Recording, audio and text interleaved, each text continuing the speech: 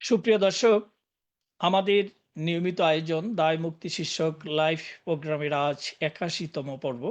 আপনাদের সবাইকে স্বাগত। আজ আমাদের সঙ্গে ভার্চুয়ালি যুক্ত হয়েছেন বাংলাদেশ আওয়ামী লীগের সংগ্রামী সভাপতি, বাংলাদেশের ৫ বারের সফল প্রধানমন্ত্রী, মানবতার আশ্রয়স্থল বঙ্গবন্ধু কন্যা জননেত্রী শেখ হাসিনা। শ্রদ্ধেয় নেত্রী, আপনাকে আমরা স্বাগত জানাই। আজ আমাদের সাথে যুক্ত শহীদ পরিবারের সদস্য ও নির্যাতিতদের। প্রথমেই আমি গভীর শ্রদ্ধার সঙ্গে স্মরণ করছি জাতির পিতা বঙ্গবন্ধু শেখ মুজিবুর রহমানকে। শ্রদ্ধা ভরে স্মরণ করছি বঙ্গমাতা শেখ ফজিলাতুন্নেছা মুজিব, জাতীয় চার নেতা, সকল বীর শহীদ ও লাঞ্ছিত অপমানিত মা বোনদের।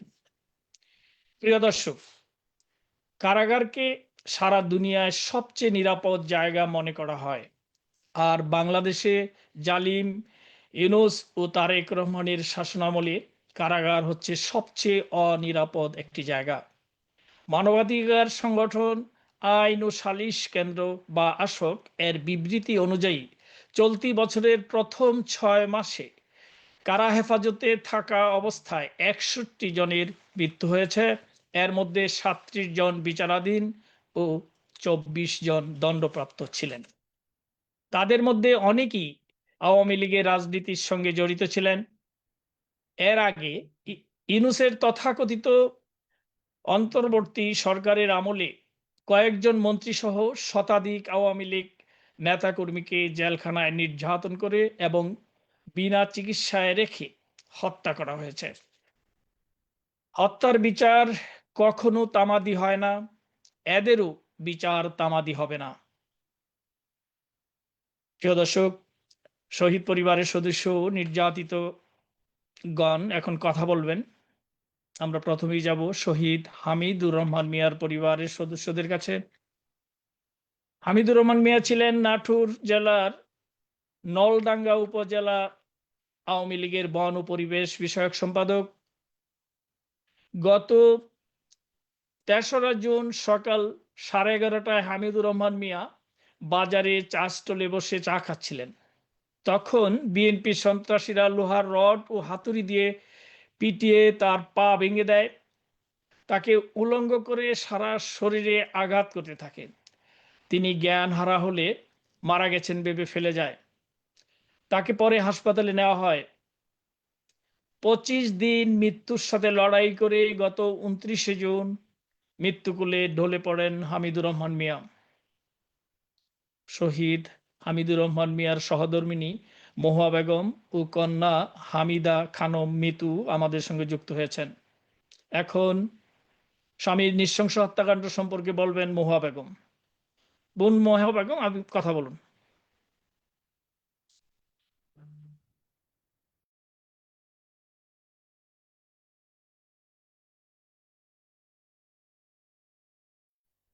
জি, আপনাকে আনমিউট করতে হবে মহুয়া বেগম, আপনি মিউটে আছেন। মিতু, আপনারা মিউটে আছেন, নিজেকে আনমিউট করুন। নিচে ওই বটমে ক্লিক করুন।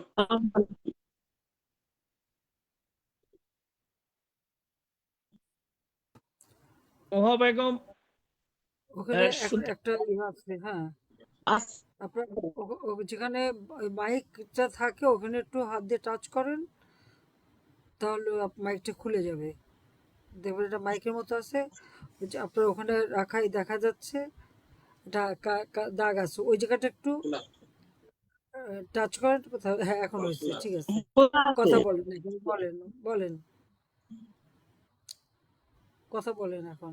আসসালামু আলাইকুম। ওয়ালাইকুম আসসালাম। আসসালামু আলাইকুম। হ্যাঁ, ওয়ালাইকুম আসসালাম, আমি শুনছি। মা, আমার কথা শুনছেন আপনি? হ্যাঁ, আমি শুনতেছি, কথা শুনতেছি। মা, মা আমার আপনার ছেলেকে বিএনপি লোকেরা নির্মম করে সে হত্যা করেছে মা। 25 দিন হাসপাতালে থাকার পরে সে মৃত্যুবরণ করেছে। মা, আমার আমার বিচার চাই মা। আমার ইনকাম মুক্ত করার মতো কোনো মানুষ নেই, শুধু 4টা ছেলে মেয়ে আমি থাকি।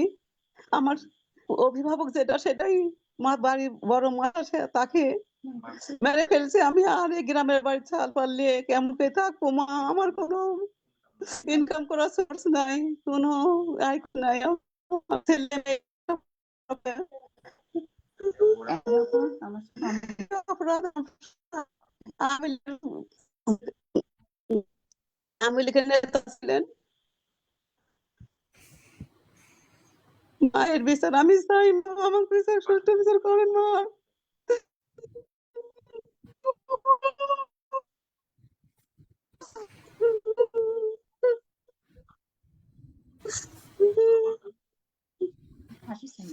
তাদের আমি ফাঁসি চাই মা।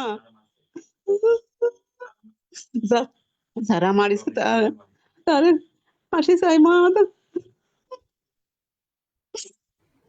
তুমি বলো, বলো। আসসালামু আলাইকুম। ওয়ালাইকুম আসসালাম। আসসালামু আলাইকুম। আমি হামিদা খানম, আমি তার ওনার বড় মেয়ে বলছি। ও আচ্ছা, বলো মা। উনি আপনার মামনি, আমার বাবার একটাই অপরাধ ছিল, আমার বাবা আওয়ামী লীগের নেতা ছিল। এটাই ছিল আমার বাবার অপরাধ। দিন দুপুরে চলের ভিতরে আমার বাবাকে নৃশংসভাবে মানে হত্যা করছে, মানে মারছে। মারার পরে 25 দিন হসপিটালে ছিল, থাকার পরে সে মারা গেছে। সব সময় বলতো যে বঙ্গবন্ধুর কন্যা দেশে আসবে, বঙ্গবন্ধুর কন্যা দেশে আসবে। আমার বাবা আপনার যত মিটিং মিছিল, যত রাজনীতির সব জায়গাতে গেছে, আমার আব্বা অ্যাটেন্ড করছে। গত এই জানুয়ারির 4 তারিখে আমার আব্বা বিনা কারণে ওরা ফাঁসাই দিয়ে জেলে পাঠাইছে। 18 দিন আমার আব্বা জেলও খাটছে। জেল খাটার পরে এই কয়েক মাস বাড়িতে ছিল, থাকার পরে ওরা ভাবতেছে যে ওকে মেরেই ফেলবো, ওকে মেরেই ফেলবো। আমার বাড়িতেও কয়েকবার হামলা দিয়েছে মামনি। হামলা দেওয়ার পরেও ওরা তাও মানে স্বাদ মিটেনি, ওরা আমার বাবাকে দুনিয়া থেকে উঠায় নিয়ে ছাড়লো মামনি। আমি আর সঠিক বিচার চাই, ফাঁসি চাই মামনি। আমরা 3 বোন 1 ভাই, আমরা সবাই পড়াশোনা করি। আমাদের ইনকামের উৎস ছিল শুধুই আমার বাবা। এখন আমরা চলবো কিভাবে মামনি? আমরা সাগরের মধ্যে মানে ডুব দিয়ে পড়ছি। আমাদের ইনকামের কোনো উৎস আর নাই, আমরা চলবো কিভাবে মামনি? মামনি আমি জানি আমার যেভাবে যেভাবে চোখে মারছে, এটা তো ভাষায় বর্ণনা করা যায় না।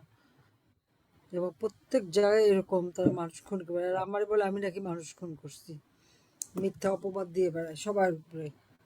আমার ফাঁসিও দিয়ে দিল, কারণ আমি মানুষ মারছি। ওদের দেখা যাচ্ছে হিসাব করে সব মানুষ ওরাই মারছে, যে অথচ আমাদের মামনি উপরে বদনাম ওরা করছে। আমরা আমরা ভোট দিতে যাইনি, কারণ আমরা কাকে ভোট দিব?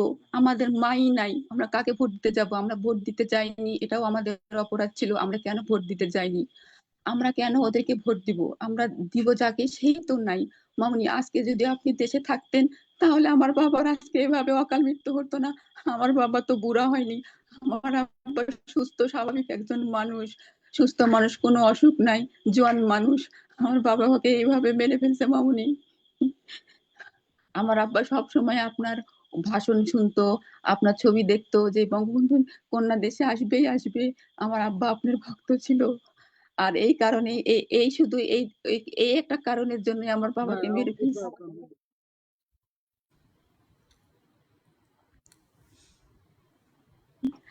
আমা- যা হারাইছো তা তো আর পাবো না, আপনি এদের দিতে ফাঁসি পারবো দিয়ে না। দেন। কারণ আমি নিজে তো বাপ মা ভাই বোন সব হারা। যখন আমরা সবাই হারাই, আমার বোনটা মাত্র 16 বছরের ছিল। তা আবার দেশের বিদেশের মাটিতে থাকতে হয়েছে, আসতে দেয়নি দেশে, ওর পাসপোর্টও দেয়নি। আমি তোমাদের কষ্ট বুঝি, সেদিন তো তোমাদের সাথে কথা বলি। আর কিছু না পারি, আমি তো একজন সান্ত্বনা আমি দিতে পারি। তবে আল্লাহ আল্লাহ আছে, আল্লাহ যেহেতু বাঁচিয়ে রেখেছে, নিশ্চয়ই এই হত্যার বিচার হবে। আমার বাবা মা ভাই বোনের হত্যার বিচার করতে আমার 35 বছর সময় লাগছে। অনেক বাধা, কতবার আমাকে মারার চেষ্টা করছে, হত্যা করার চেষ্টা, আমি হাল ছাড়ি নাই, কিন্তু আমি বিচার করে ছাড়ছি। তো এইসব জি মামনি। হত্যার বিচার আল্লাহ দিন দেবে, করব। বাবাকে হারাইতে দিতে পারবো না, কারণ আমি বাবা মা ভাই, আমার 3 ভাই, 2 ভাই বধূ, একমাত্র চাচা, ফুফাতো ভাই বোন সব একসাথে মেরে ফেললো।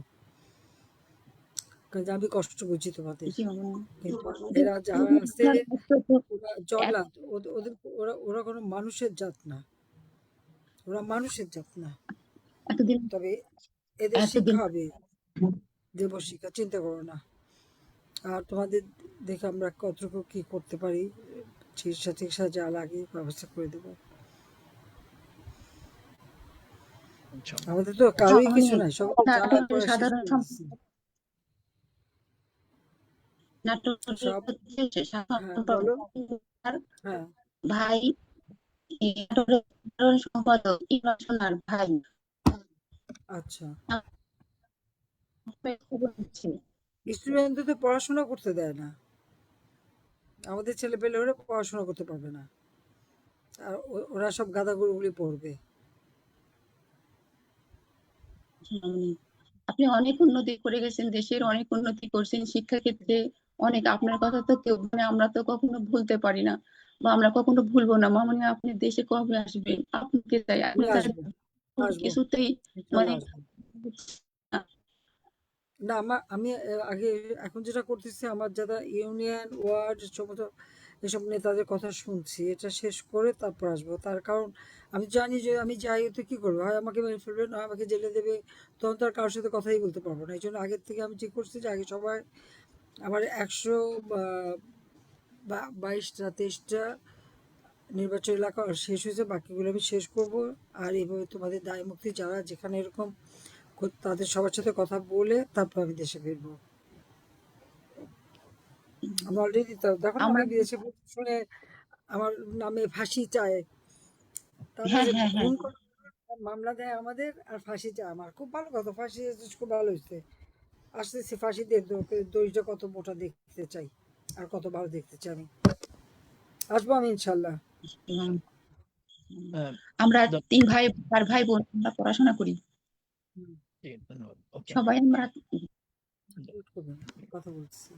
জি, ইনকামের সোর্স ধন্যবাদ। তো নাই মামনি, আমাদের একটা ইনকামের সোর্স ছিল, তাও সেটা আমার বাবা। এইভাবে আমার বাবাকে মেরে ফেলছে মামনি। হুম, আমরা কিভাবে চলবো মামনি? ধন্যবাদ। ধন্যবাদ মাননীয় নেত্রী। আমরা এবার যাব শহীদ সোহেল রানার পরিবারের সদস্যদের কাছে। সোহেল রানা ছিলেন সিরাজগঞ্জ জেলার সংলা উপজেলার নকলা ইউনিয়ন আওয়ামী স্বেচ্ছাসেবক লীগের সভাপতি। গত ৩রা জুন সন্ধ্যায় সোহেল রানা তার ছোট বোন ফাল্গুনী খাতুনের বাড়ির উদ্দেশ্যে রওনা দেন। এটা তিনি তার বোনকে ফোন করে জানান, কিন্তু তিনি বোনের বাড়িতে যান নাই, নিজের বাড়িতেও ফিরেন নাই। তাকে ফোন করে তার ফোন বন্ধ পাওয়া যায়। সোহেল রানার নামে কয়েকটি মিথ্যা মামলা ছিল, তাই পরিবারের সদস্যরা কোথাও না পেয়ে সংলা থানা ও সিরাজগঞ্জ জেলা কারাগারে কারাগার সহ বিভিন্ন জায়গায় তাকে খুঁজে কোনো হদিশ পায়নি।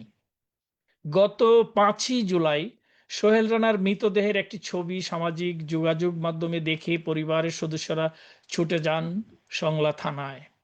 পুলিশ জানায় গত 6ই জুন ফুলজুর নদী থেকে এই মৃতদেহটি উদ্ধার করে বেওয়ারিশ লাশ হিসেবে দাফন করেছে তারা।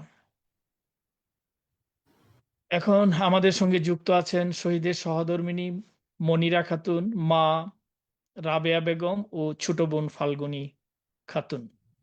বোন মনিরা, আপনি নিজেকে আনমিউট করুন, কথা বলুন।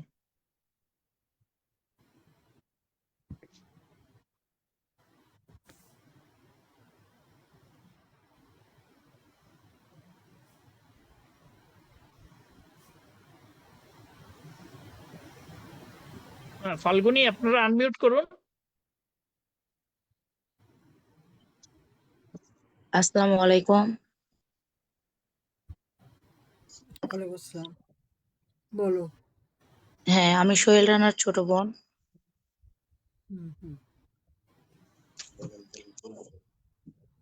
আমার সাথে মানে লাস্ট কথা জুন মাসের ৩ তারিখে আমার ওইখানে যাওয়ার কথা ছিল। পরে ওই যাই নাই।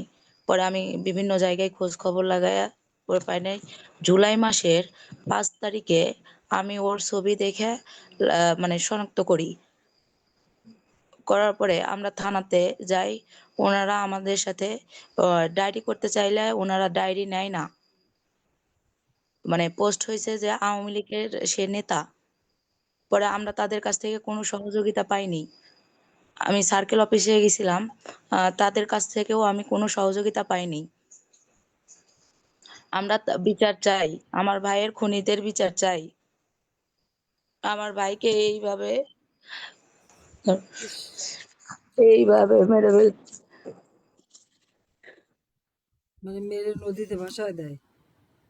হ্যাঁ, উলঙ্গ এসব করে মুভি দেখছি তো। এই যে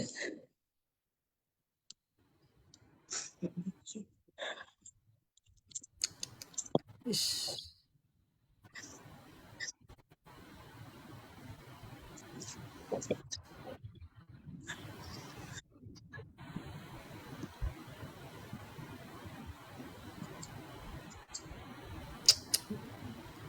আমার ভাইয়ের ২টা মেয়ে, কোনো ছেলে নাই।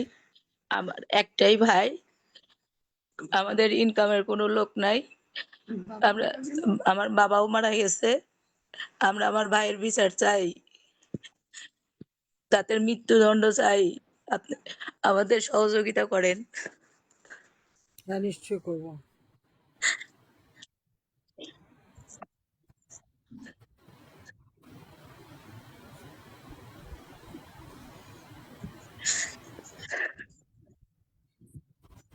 তুমি কান্দো না, আমি জানি, আমিও তো ৩ ভাই হারাইছি। আমার তিনটা ভাইরে গুলি করে মেরে ফেলছে।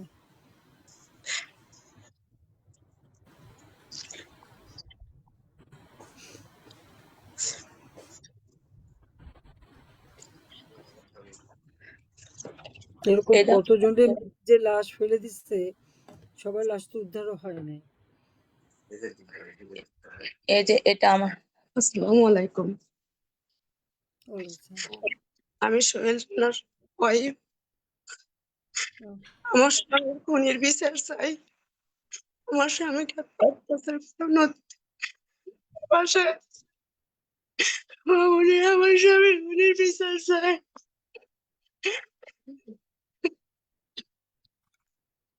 আমার শুধু 2টা মেয়ে।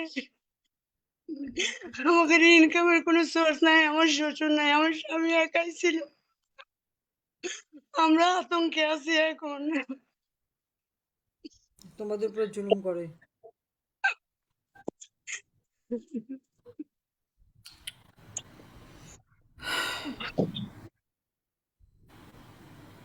আমার স্বামীর খুনির ফাঁসি চাই।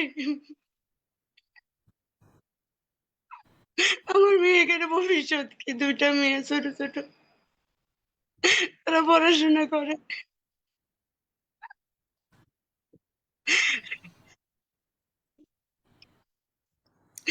তোমার কি বলে সান্ত্বনা দেবো বলো? তুমি যা হারাইছো তত ফেরত দিতে পারো না। মেয়ে দুটোকে মানুষ করতে হবে, দেখতে হবে। আমরা আছি, অবশ্যই যতটুকু পারবো করবো। তুমি কেন না মা? আমার মেয়েকে দেখেন, একটা বড় মেয়ে, কথা বলো। আসসালামু আলাইকুম। ওয়ালাইকুম আসসালাম। আমার বাবার হত্যার বিচার চাই। আমার বাবাকে অনেক কষ্ট দিয়ে মারা হয়েছে। অনেক কষ্ট দিছে, অনেক কষ্ট দিছে। আমার বাবার চোখ কেটে ফেলেছে, নদীতে ভাসায় দিছে, তারপরে সেই লাশ গুম করে ফেলেছে। আমরা 1 মাস পর সেটা আবার মাটিও দিয়ে দিয়েছে দেওয়ালে হিসেবে। আমাদের জানার কোনো নিরাপত্তা নেই, আমরা কিভাবে চলবো?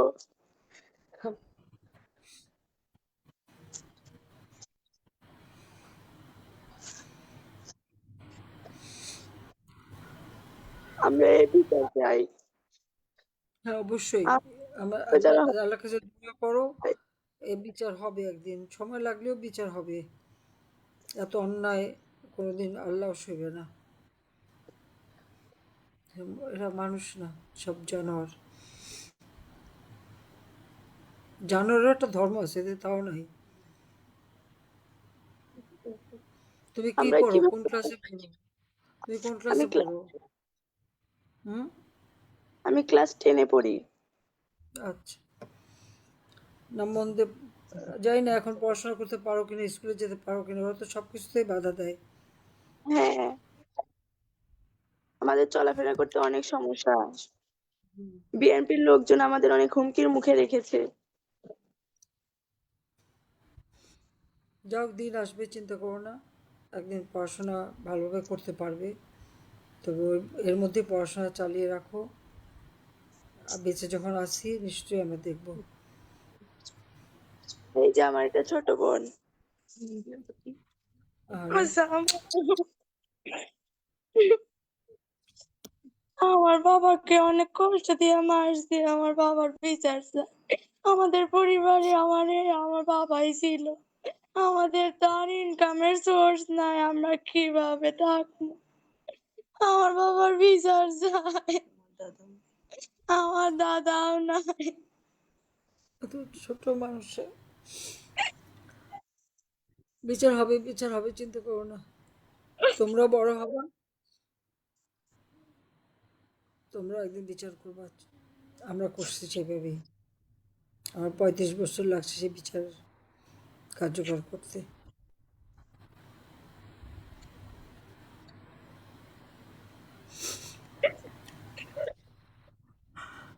কাঁদো না তোমরা, ধৈর্য ধরো। আপা, আমার একটাই সন্তান, এবারে মাইরা ফেলাইলা আপা, আমার বিচার চাই আমি। আমার কেউ নাই, স্বামী নাই, ছেলে নাই। আমার আমার নাতনি গেড়ে নিয়ে ছেলে আমি কিভাবে থাকবো একা একাই বাসায়? আমি বিচার চাই আপা আপনার কাছে। আমার কত হুমকি দিতেছে বিএনপির পোলাপান। আমার এতই আল্লাহ কষ্ট আল্লাহ কবুল করুন। ধন কেড়ে নিলে কারা আপা, আমি জানি না। আমি বিচার চাই আপনার কাছে, আপনি বিচার দিবেন। আমি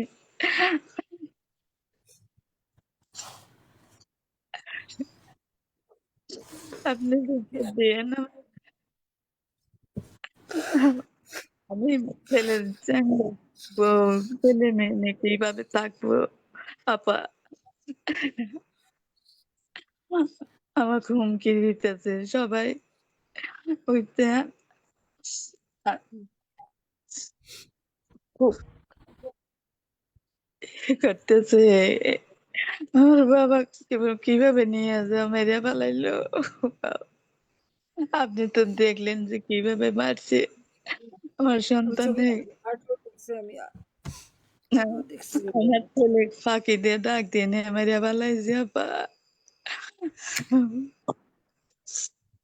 হ্যাঁ, 1 মাস কোনো খোঁজ ছিল না, মারিয়া ফেলাইয়া আমারে মনে করেন যে খালি বলি ওদের বলেছিল বিএনপি এলাকারে যে এটা অন্য লাশ, আমাদের লাশও পর্যন্ত করে নাই কে আপা।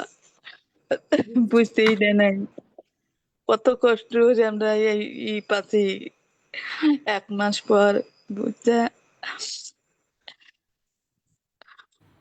আল্লাহ, আমার বাবা কিভাবে মারছে আপা।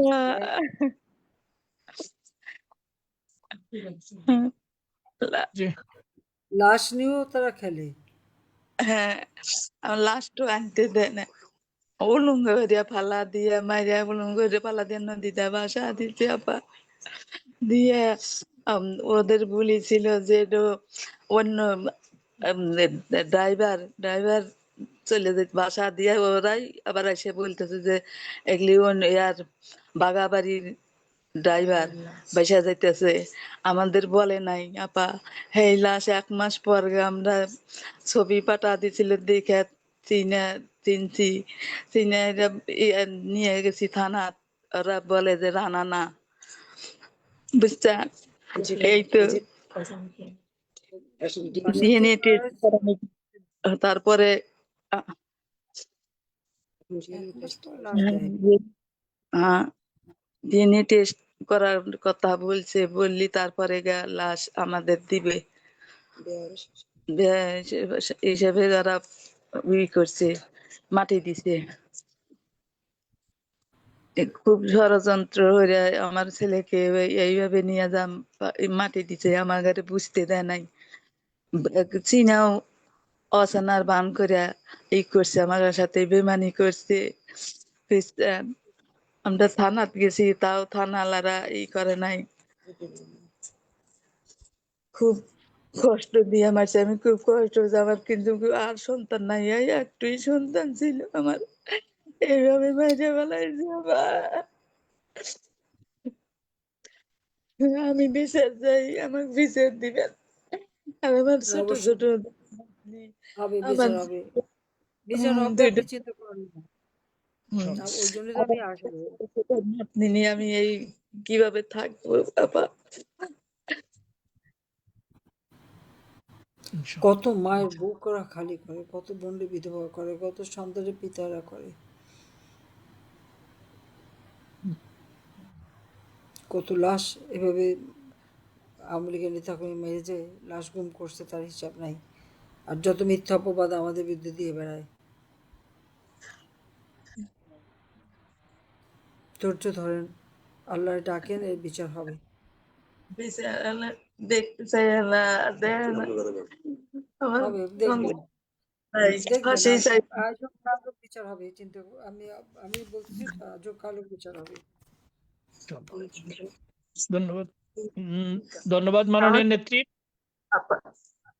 শুনে না পা, আমাদের কোনো ইনকাম নাই, আমার একটা ছেলে আসলে তাক মারি আলাদা, আর কোনো ইনকামের লোক নাই আমার। আমি কিভাবে ছেলের বউকে নিয়ে নাতিনকে নিয়ে কিভাবে থাকবো, কিভাবে চলবো, এই পদ্ধতি আমার নাই, বুঝছেন? আমি খুব হ্যাঁ, আমি কষ্ট। শুনছি, আমি দেখি কি করতে পারি আর কি, যে কিছু করার চেষ্টা করব। আমাদের তো কিছু নাই, সব লুটপাট করে নিয়ে গেছে, সব ভেঙে চুরে আগুন দিয়ে জ্বালায় টালায় দিয়ে শেষ। সেটা আমাদের আছে, অনেক প্রবাসীরা আছে সাহায্য করে, আমি জানাবো, ওরা যেটুকু পারো করবে। বাচ্চাদের পড়াশোনার জন্য যা লাগে ব্যবস্থা করাবো, চিন্তা করেন না, আছে যখন বেঁচে চেষ্টা করব। ধন্যবাদ। ধন্যবাদ মাননীয় নেত্রী। এখন বলবেন আশিক হাওলাদার, তিনি বুলা জেলার বুলা সদরের দিগলদী উত্তর ইউনিয়ন ছাত্রলীগের সভাপতি। বাংলাদেশ আওয়ামী লীগের প্রতিষ্ঠা বার্ষিকী উপলক্ষে গত 23শে জুন বিক্ষোভ মিছিল শেষ করার পর আশিক হাওলাদার দেখতে পান বিএনপির গুন্ডারা লোহার রড, চাইনিজ কুড়াল ও রামদা নিয়ে তাদের দিকে ছুটে আসতেছে। তখন জীবন বাঁচানোর জন্য আশিক ছুটে গিয়ে একটি পুরাতন কবরে ঢুকে শুয়ে পড়েন। বিএনপির সন্ত্রাসীরা আশিক হাওলাদারকে কবর থেকে তুলে পিটিয়ে ও কুপিয়ে গুরুতর আহত করে একটা বেবি ট্যাক্সিতে তুলে বিএনপির অফিসে নিয়ে যায়। ওখানে নিয়ে তার শরীরে 2 কলসি পানি ডালে, তারপর ডান পায়ের হাঁটুর নিচে লোহার রড ঢুকিয়ে দেয়। খবর পেয়ে আশিকের মা, ভাই, নানু, খালা, খালু, মামা ঘটনাস্থলে গিয়ে তাকে বাঁচানোর চেষ্টা করলে তাদেরকেও লাঞ্ছিত করে। নির্যাতিতদের মধ্যে 3 জন আমাদের সঙ্গে যুক্ত হয়েছেন। তারা হলেন আশিক হাওলাদার, মা বিবি কুলসুম বেগম ও নানু বিবি ফাতেমা। আশিক, আপনি বলুন সেদিন আপনার সাথে কি হয়েছিল? আসসালামু আলাইকুম। ওয়ালাইকুম আসসালাম। আমার বাসা হচ্ছে ভোলা জেলা, বানা উত্তর দিগলদি। গত 23শে জুন আমাদের প্রতিষ্ঠা বার্ষিক উপলক্ষে বিক্ষোভ মিছিলের আয়োজন করি। আমি যখন মিছিল করি তখন ওই সময় বিএনপি সন্ত্রাসীরা এসে ধারালো অস্ত্র দিয়ে আমাকে লড়ায়। এক পর্যায়ে আমি কবরস্থানে গিয়ে কচু ক্ষেতের ভিতরে পানির ভিতরে পালাই। তারপরে প্রিয় নেত্রী পালিয়েছিলাম জীবন রক্ষা করতে গিয়ে ওরা আমাকে ওই জায়গায় খুঁজ করে বের করে। এক পর্যায়ে ওরা কুপিয়ে আমাকে পানির ভিতরে ফালিয়ে দেয়। সেখান থেকে আবার আমার বডি কবরস্থান থেকে মেলা মারে ফেলে আবার ওদের বিএনপির সন্ত্রাসীরা ওগো ক্লাবে নিয়ে যায়। নিয়ে আমার গায়ে পানি ঢেলে আমাকে লোহা দিয়ে বাগা দিয়ে অস্ত্র দিয়ে আমারে পিটাইতে পিটাইতে আমার পার ভিতরে রড ভরে দিয়ে আমার পা গুঁড়া করে ফেলছে। প্রিয় নেত্রী, আমি ওই কথা বলতে গেলে আমার কলজা ফেটে যাচ্ছে। আমাকে ওরা একটু পানি চেয়েছিলাম, আমাকে পানি পর্যন্ত দেয়নি। প্রিয় নেত্রী, আমি দল ভালোবাসি, আমি আপনাকে ভালোবাসি, এই জন্য আমি দল করি বিদায় ওরা আমাকে নির্মম ভাবে ক্লাবের ভিতরে কুপিয়ে নিয়ে তারপরে ক্লাব অত্যাচার ভাবে বিকট ভাবে আমি পাও ধরছি, ওদের কাছে ভিক্ষা চেয়েছি আমার জীবনটা, যে আমাকে ছেড়ে দে ভাই, আমাকে ছেড়ে দে, আমাকে ছেড়ে দে। ওরা বলছে তোর আমার যদি আর 10টা মিনিট হতো আমার জীবন বাঁচানো সম্ভব হতো না। প্রিয় নেত্রী, আমার মা বাবা যখন প্রশাসন নিয়ে যায় তখন ওরা আমার মাকে হাত দেয়, আমার মা ভাইকে পিটায়, আমার খালাকে নানুকে পিটায়। তখন এক পর্যায়ে পুলিশের সামনে কিছু করার ছিল না, পুলিশ দাঁড়িয়ে শুধু দেখছিল। প্রিয় নেত্রী, আমাকে ভোলা হসপিটালে নিয়ে যায়, তাৎক্ষণিক আমাকে নিয়ে যে চিকিৎসা করার অবস্থা বরিশাল নিয়ে গেছে। বরিশাল আমার চিকিৎসা করায় নাই। প্রিয় নেত্রী, আমার পাও খুবই অবস্থা খারাপ ছিল। এক পর্যায়ে আপনার ডাক্তার ইশতিয়াক আহমেদ স্যার, উনি অসংখ্য ধন্যবাদ প্রিয় নেত্রী, আপনার মাধ্যমে আমার চিকিৎসা করার ব্যবস্থা করে। প্রিয় নেত্রী, আমাকে নিয়ে আমার পায়ের অপারেশন এবং আমার পিঠে কোপ আছে, আপনি দেখতে পারবেন। আমার পায়ের অবস্থা খুবই খারাপ, আমি উঠে বসতে পারি না, শুয়ে শুয়ে কথা বলতেছি। প্রিয় নেত্রী, আমাকে অনেক হ্যাঁ আমি জানি, কষ্ট আমার বলছে। আমার জীবনটা নেত্রী বুঝে বলতে পারবো না। আমি ওই প্রোগ্রাম করতে গিয়ে আমার জীবন আজকে বিকল্পর বাইরে। আমি দল ভালোবাসি বিদায় আজকে তারা আমারে বলছিল ডেড বডি ফেলে দিও, ওরা 10টা মিনিট হলে আমাকে জীবন আর বাঁচাইতে দিত না। এরপর যে আমার মা গেলে মারে, আমার বোনের আমার নানুর গায়ে পর্যন্ত হাত দেয়, আমার ভাইয়ের গায়ে পর্যন্ত হাত দেয়। তাৎক্ষণিক প্রিয় নেত্রী, বরিশাল থেকে জগন্নাথ বিশ্ববিদ্যালয়ের ছাত্রলীগের সভাপতি, আমাদের ভোলা ছাত্রলীগের সভাপতি রায়ান ভাই, শাকিল ভাই, সম্রাট ভাই সহ আমাকে পঙ্গু হসপিটালে আপনার ডাক্তার আমাকে নিয়ে চিকিৎসা করে। প্রিয় নেত্রী, আমি তখন এখন একটু মোটামুটি কোন রকম সুস্থ আছি। আমার না তোমার আমার চিকিৎসা চলবে, চিন্তা করো না তুমি, তোমার চিকিৎসা চলবে। প্রিয় হ্যাঁ নেত্রী, চিকিৎসা চলবে। প্রিয় নেত্রী, আমি একটাই কথা বলতে চাই, আমার একটাই কথা, আমি যতদিন বেঁচে আছি আমি আপনার জন্য মরণ জন্য প্রস্তুত আছি। আমি আপনাকে যতদিন বাংলাদেশে আমরা না আনতে পারবো ততদিন পর্যন্ত মরণ বুকে নিয়ে রাজপথে ছিলাম এবং ভবিষ্যতেও থাকবো। আমার আম্মা একটু আপনার সাথে কথা বলবো। প্রিয় নেত্রী, একটু কথা বলেন। তুমি সুস্থ হও, তুমি সুস্থ থাকো, একটু শান্ত হও, তুমি শান্ত হও। তোমার আমার চিকিৎসা চলতে থাকবে, চিকিৎসার অসুবিধা হবে না, সে ব্যবস্থা করবো আমি। প্রিয় নেত্রী, আমার আম্মা একটু কথা বলবো, একটু কথা। হ্যাঁ মা বলেন।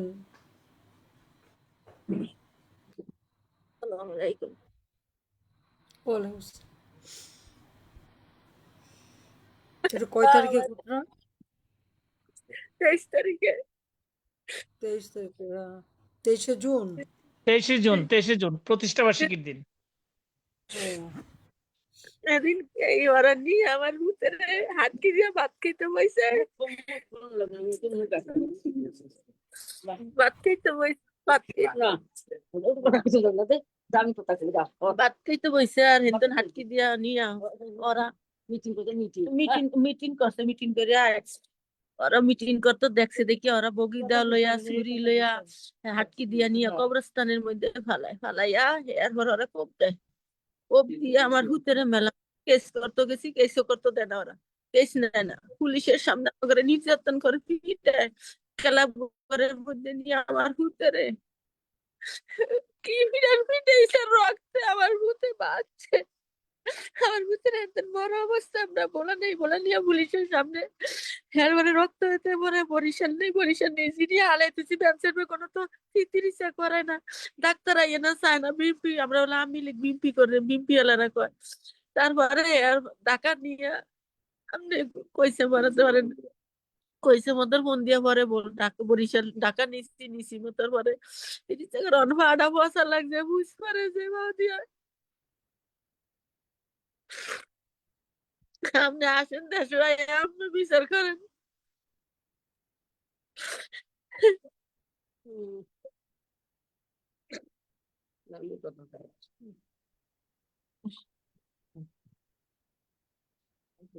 আসসালামু আলাইকুম।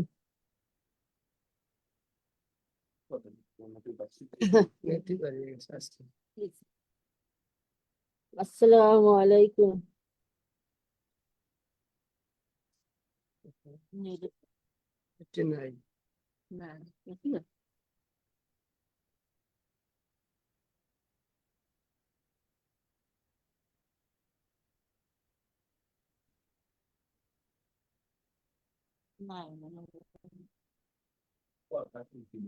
মাননীয় নেত্রী, আপনি শুনতে পাচ্ছেন? আসসালামু আলাইকুম।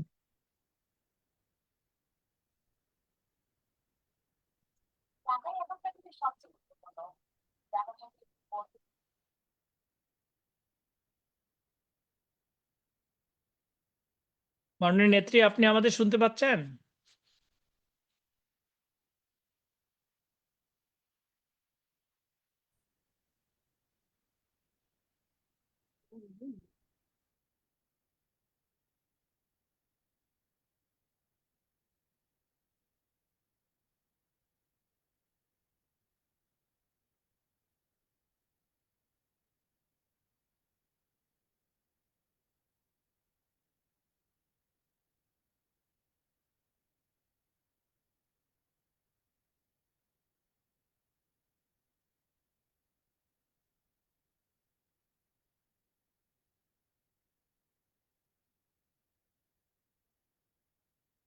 মাননীয় নেত্রী, আপনি আমাদের শুনতে পাচ্ছেন?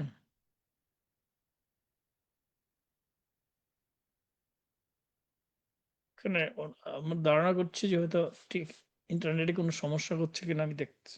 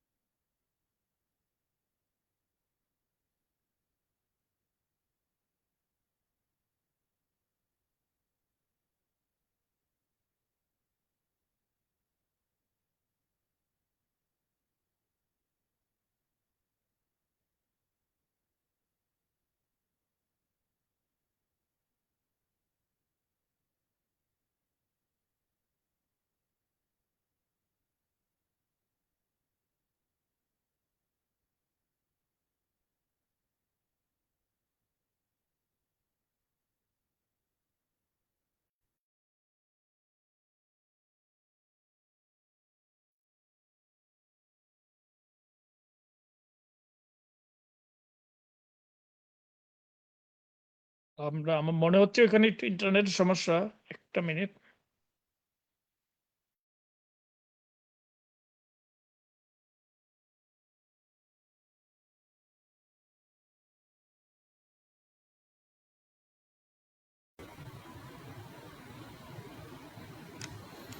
সাথে যুক্ত হয়েছেন। মাননীয় নেত্রী শুনতে পাচ্ছেন? হ্যাঁ, আমার বিদ্যুৎ চলে গেছিল। জি, আমরা বুঝতেছিলাম। জি, এবার বলেন, আপনি বলেন। ঝড় বৃষ্টি হচ্ছে এখানে, সেই জন্য মাঝে মাঝে এরকম হয়। আশিকের নানু বলতেছিলেন, আপনি একটু বলুন।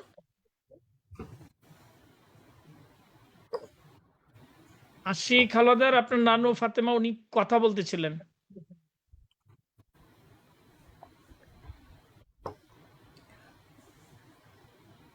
আশিক হাওলাদার আছেন? নিজেদের আনমিউট করুন। আশিক,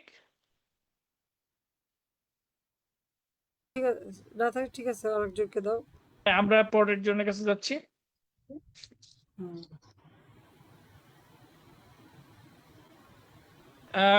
এবার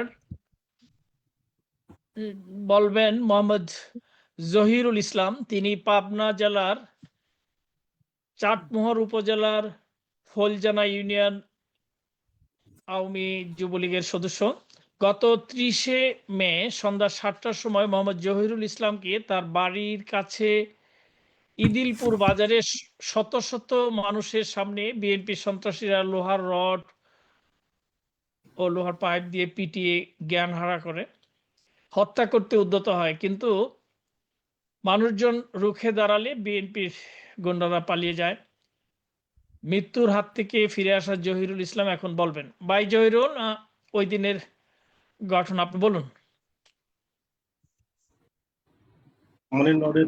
আসসালামু আলাইকুম। ওয়ালাইকুম আসসালাম। কি কেমন আছো এখন? এখন অনেকটাই সুস্থ নেত্রী। মে মাসের 30 তারিখে আমি আমার যুবলীগের ভাইদের নিয়ে সন্ধ্যার পরে চা খাচ্ছিলাম। পরে সবাইকে বললাম, ভাই তোমরা সবাই বাড়িতে যাও, রাত হচ্ছে, আমাদের তো বাজারে থাকা নিষেধ। যার যার মতো সবাইকে বাড়িতে পাঠিয়ে দিলাম। তা আমিও বাড়ির উদ্দেশ্যে রওনা দিয়েছি। কিছু দূর যাওয়ার পরে যাচ্ছি, দেখি 30 থেকে 35 জন লোক বিএনপির সন্ত্রাসীরা রোয়ার রোয়ার পাইপ নিয়ে দাঁড়িয়ে আছে।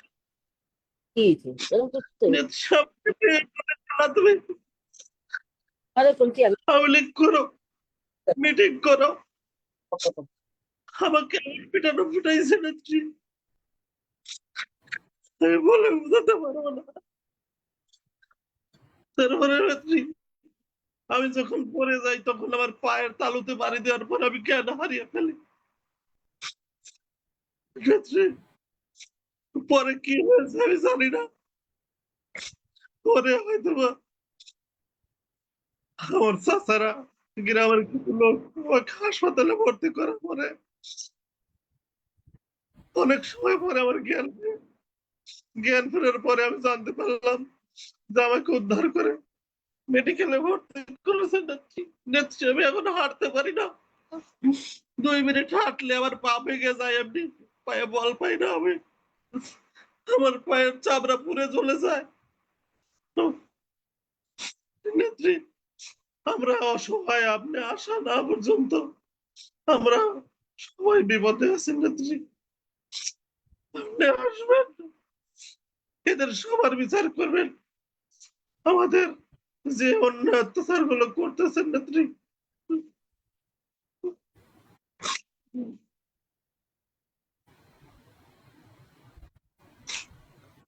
এটা কি ফুলজানা উপজেলা, ফুলজানা ইউনিয়ন? জি নেত্রী, হ্যাঁ, আপনি সুবল মন্ডলের ফলজানা বাড়িতে ইউনিয়ন। আসছেন, ফুলজানা যে সুবল মন্ডলের বাড়িতে আমি তাকে মব গেছিলাম তো সৃষ্টি করেছে গতকালকে। তার ছেলে। জি নেত্রী, হ্যাঁ, আমি সেদিন ছিলাম, আপনি সেদিন হাত ধরে দাঁড়িয়েছিলাম নেত্রী। আমার সাথে ছিল। সেদিন হ্যাঁ, তো 2001 সালে আমি- ওই যে জি সুমনদের নেত্রী, বাড়িতে আক্রমণ করলো, খ্রিস্টান পরিবারকে 200 খ্রিস্টান পরিবার হামলা করলো, তখন তো গেছিলাম। আর এবার জি তো নেত্রী, সবাইকেই মারছে। জি নেত্রী, আমি কয়েকদিন আগে তো কথা বললাম চাটমোড়ে। জি নেত্রী, সেদিন আমি ছিলাম, যুক্ত ছিলাম।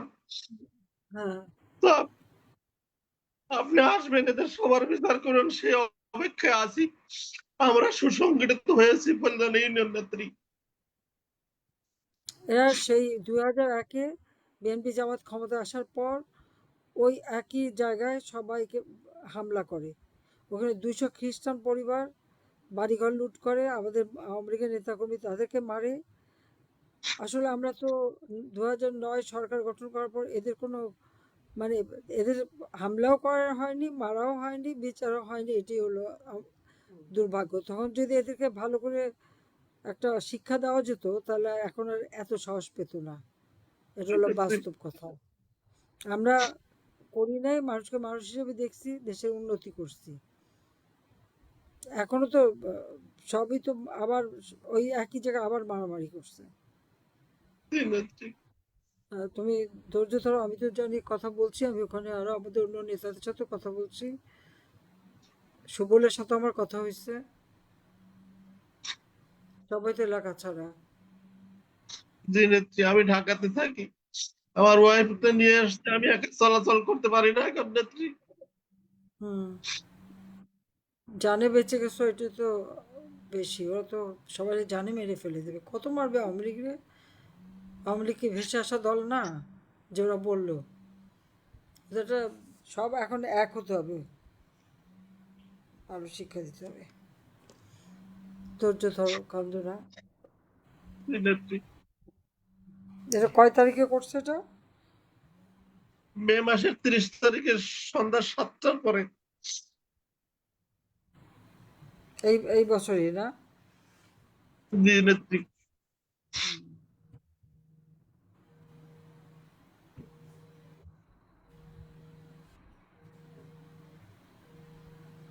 নেত্রী, আপনি আসবেন এই হ্যাঁ, অপেক্ষাতে অবশ্যই আমরা আছি।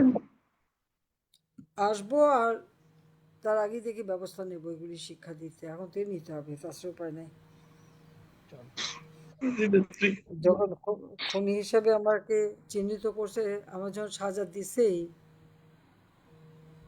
তখন তো লাইসেন্স পেয়ে গেছি, আর কিসের চিন্তা? শিক্ষা দিতে হবে এখন থেকেই।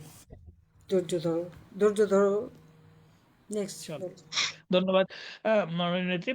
আজকের এই পর্বের শেষ পর্যায়ে এখন বলবেন মোহাম্মদ দেলোয়ার হোসেন রুবেল। তিনি চট্টগ্রাম দক্ষিণ জেলার পটিয়া উপজেলার জিরি ইউনিয়ন ছাত্রলীগের সহসভাপতি। গত 6 জুন রাত 10টায় নিজ ব্যবসা প্রতিষ্ঠান থেকে বাড়ি ফেরার পথে দেলোয়ার হোসেন রুবেলকে যুবদল ও ছাত্রদলের সন্ত্রাসীরা চাপাতি ও রামদা দিয়ে কুপিয়ে মারা গেছেন ভেবে ফেলে যায়। স্থানীয় লোকজন তাকে হাসপাতালে নেয়, এখনো তিনি চিকিৎসাধীন আছেন। আমরা দেলোয়ার হোসেন রুবেলের মুখ থেকে শুনবো। ভাই দেলোয়ার, আপনি বলুন। আসসালামু আলাইকুম। হ্যাঁ, ওয়ালাইকুম আসসালাম। এখন তো ওষুধ থাক, বলো কয় যখন তারিখে?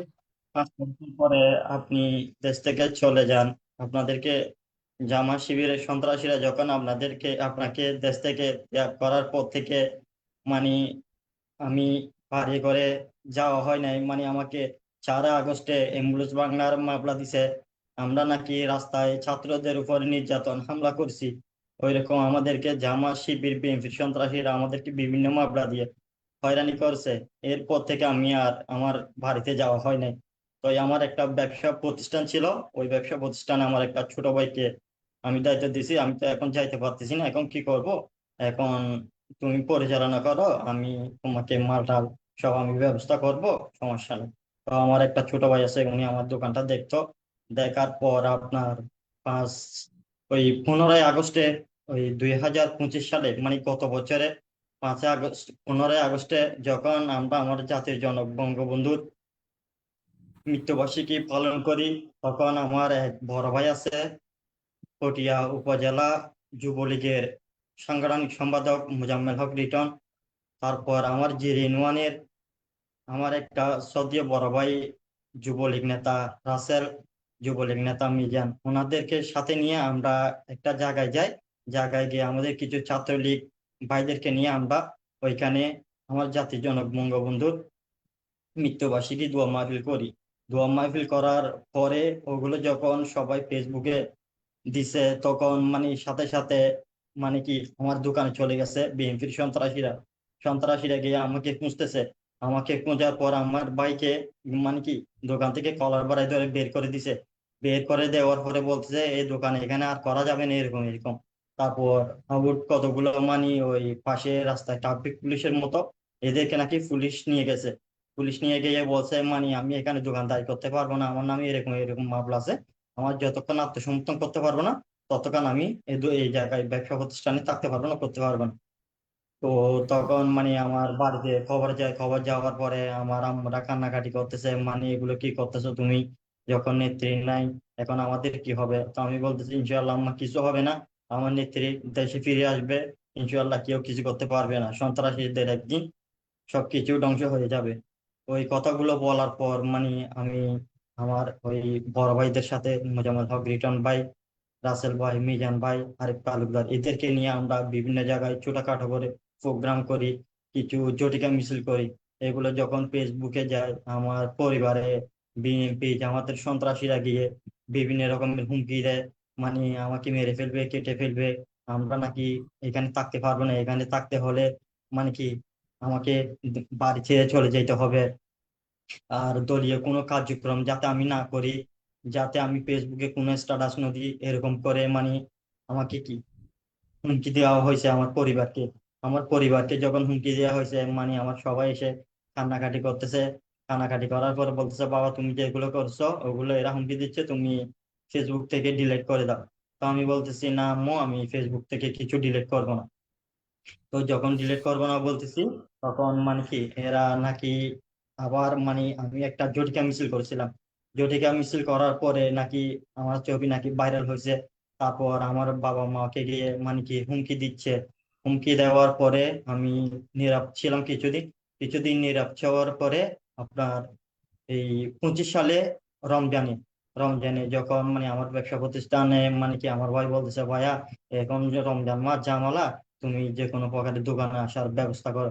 আমি বলতেছি না ভাইয়া, আমি যদি দোকানে যাই আমার সমস্যা হবে এবং কি পরিবারের জন্য সমস্যা হবে। সমস্যা নাই, আমি তোমার সাথে মানুষ দিব, তোমরা মিলেমিশে করে একটু দোকানটা পরিচালনা করো। এরকম বলার পরে মানে আমার ভাই দোকান পরিচালনা করতেছে। 19 রমজান আমি যখন মানে কি এই দোকানের জন্য যখন বলছে এরকম এরকম মাল লাগবে, মাল ফুরাই গেছে, আমি চট্টগ্রামে যাই। ওই চট্টগ্রাম টেডি বাজার থেকে আমাদের মানে কি মালগুলো আনা হয় কাপড়ের ব্যবসা আমার। যখন আমি যাওয়ার পথে মানে বিএনপির সন্ত্রাসীরা ডক্টর শাহাদাত আছে চট্টগ্রামের মেয়র, ওনার সন্ত্রাসীরা আমাকে মানে কি তখন ওই 3 চাকার গাড়িতে করে আমি গেছি, আমাকে পাট করে গিয়ে মোটরসাইকেল নিয়ে আমাকে নতুন ব্রিজ থেকে ফলো করছে। ফলো করার পরে আমাকে গাড়ি থেকে কলার বেড়ে ধরে নামে ফেলছে। নেমে বলতেছে স্যার আমরা আসামি ধরে ফেলছি, আমরা থানায় নিয়ে আসতেছি, আপনি থানায় থাকেন। তখন আমি বলছি ঠিক আছে আমাকে হয়তো থানায় নেওয়া হবে। তারপর আমি এদের গাড়িতে বাইক ছিল, 6টা বাইক ছিল। তো আমাকে মাঝখানে বসেছে, বসে একজন পেছন থেকে জড়িয়ে ধরে রাখছে, আমাকে বলতেছে মাথাটা নিচু করে রাখো। তখন আমি মাথাটা নিচু করে রাখলাম। যখন কোতোয়ালি থানার সামনে যাই তখন দেখতেছি বাবার ফোনে বলতেছে মানে কি আমরা চকবাজার থানায় নিয়ে আসতেছি। তখন আমি মানে কি আমার মনে ভয় ঢুকে গেছে, আমাকে কোতোয়ালি থানায় ফিরে আমাকে অন্য থানায় কেন নিয়ে যাবে। ওইরকম যখন বলছে আমি যখন মানে কি এদের সাথে একটু গিয়ে করছি, আমাদেরকে বলতেছে এখানে মেরে ফেলবো। মেরে ফেলবো যখন বলছি তখন আমি মানে কি ভয় পেয়ে গেছি। আমি নীরব ভাবে বসে রয়েছি গাড়িতে। গাড়িতে নেওয়ার পরে আমাকে একটা নুয়াল দিয়ে আমার চোখগুলো বেঁধে ফেলছে। বেঁধে আমাকে একটা কলফলক আবাসিক করে এরা বলতেছে, আমি শুনছি কলফলক আবাসিক জায়গাটার নাম। ওইখানে নিয়ে গিয়ে আমাকে চোখ খুলে দেয়। চোখ খুলে দিয়ে বলে মানে কি ওই আমাকে বিভিন্ন নেতার ছবি দেখাচ্ছে। আপনার ওই বিজিএম নাসিরের আমি কয়েকটা প্রোগ্রামে মিটিং এ গেছি, হুম হুম হুম। ওনার সাথে আমার কিছু ফিক ছিল, ওগুলো আমাকে দেখাচ্ছে। বলতেছে এই ভদ্রলোককে চিনো? আমি বলতেছি হ্যাঁ চিনি। এখন ওই ভদ্রলোক কোথায় আছে? আমি বলতেছি উনি তো সিনিয়র নেতা, ওনারা কোথায় আছে আসলে তো আমি জানতে পারবো না। তারপর আমাকে কিছু চেয়ারম্যানের সাথে ছবি দেখাইছে। আমি বলতেছি আপনারা আমাকে যার ছবি দেখেন না কেন, এখন এরা সবাই মানে কি আত্মগোপন আছে, এখন আমি এদের সাথে কারোর সাথে আমার যোগাযোগ নেই, আমি কিভাবে ডিটেল দিব। তখন আমাকে এই একটা নালার পাশে নিয়ে গিয়ে আমার পকেটে হাত দেয়। পকেটে হাত দিয়ে যখন আমার মানে মালের জন্য পুঁজির জন্য যে টাকাগুলো নিছিলাম ওগুলো নিছে। আমাকে মানে ওগুলো পকেটে হাত দেওয়ার পরে উনি সে এলাকায় উঠছে, আমার যখন পকেটে টাকা পাইছে এই টাকাগুলো নিয়ে একজন সরে গেছে। সরে যাওয়ার পরে বলতেছে মানে তোমার ফ্যামিলিতে ফোন দাও, তোমার পরিবারকে ফোন দাও, মানে এখানে এরকম এরকম টাকা নিয়ে আসতে বলো, 5 লক্ষ টাকা নিয়ে আসতে বলো। আমি বলতেছি আমি আমার পরিবার এমন একটা পরিবার, আমাকে এখন 1,000 টাকা নিয়ে এখানে আসার সমর্থনটা নাই। তখন যখন এরকম বলছি তখন আমাকে এরা বিভিন্ন রকমের ভয় দেখাচ্ছে। ভয় দেখানোর পর আমাকে এখান থেকে নিয়ে যায় চোখে আবার নুরগঞ্জে। আমাকে একটা বিল্ডিং এ নিয়ে যায়, আমি শুধু 2টা সিঁড়ি দিয়ে উঠছি, ওইটা আমার খেয়াল আছে।